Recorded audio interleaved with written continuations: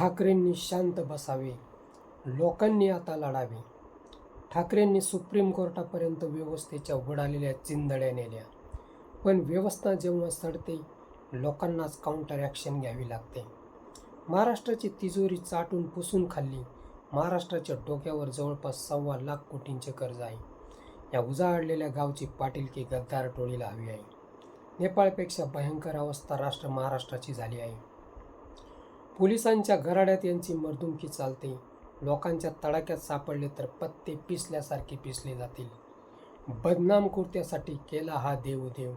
सरकारी तिजोरी कोणाच्या बापाची जागिरी किंवा मालकीची नाही, पापाची तर नाहीच नाही. लोकांनी हक्काने कष्टाने टाकलेली पुंजी होईल.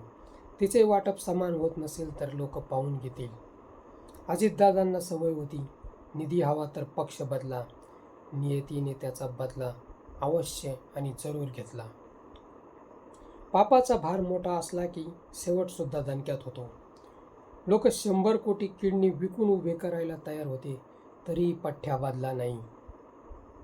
पापाचा भार डोईवर घेण्यासाठी त्याने शेवटी कोलांटे ठोकलेच. इच्छा असणाऱ्यांना नियती लपेटते, सुट्टी कधीच देत नाही. गद्दारी कोलांटे ठोकून जाताना आदित्य ठाकरेंच्यावर मनमुराद टोलेबाजी करून गेले.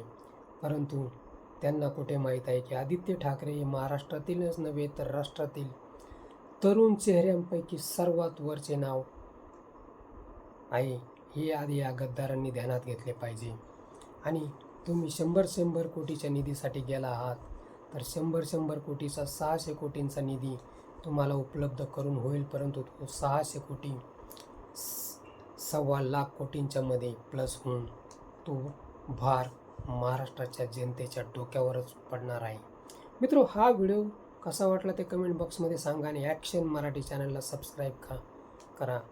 जे 6 गद्दार फुटत आहेत ते आदित्य ठाकरेंच्या नावे खडे फोडून फुटत आहेत, तर ते तुम्हाला कसे वाटते, योग्य की अयोग्य, तेही कमेंट बॉक्समध्ये जरूर लिहा.